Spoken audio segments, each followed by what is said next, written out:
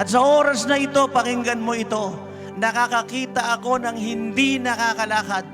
Pero sa oras na ito, ikaw ay nakakalakad na at makakalakad na.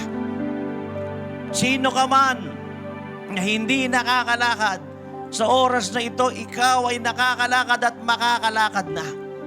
At kung ikaw iyon, ipaalam mo sa akin kung sino ka. Mag-message ka, magpatutuo ka. At nakakakita rin ako na ang parte ng mata mo ay may problema.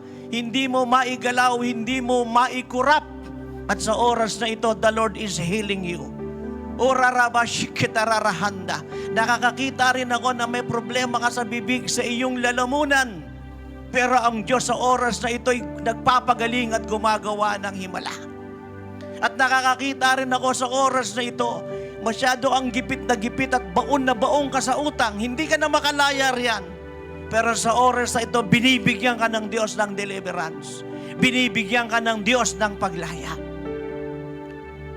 Sapagkat saan man may pangangaral ng totoong salita, saan man may pangangaral ng totoong mensahero ng Diyos, saan man may pangangaral ng totoong ministeryo ng Panginoon, ang Diyos ay gumagawa ng himala.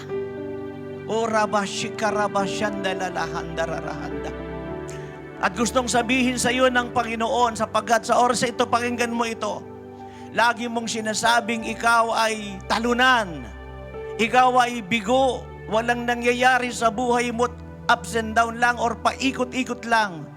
Pero gusto kong sabihin sa iyong, hindi ka bigo. Panalo ka, matagumpay ka.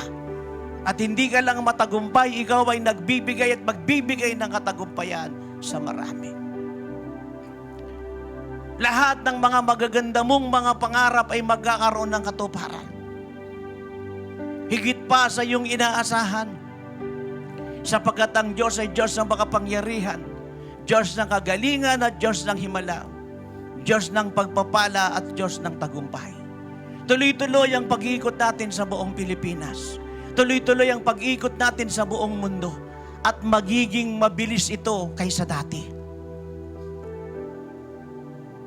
Ang sabi ko po ay mas magiging mabilis ito kaysa dati.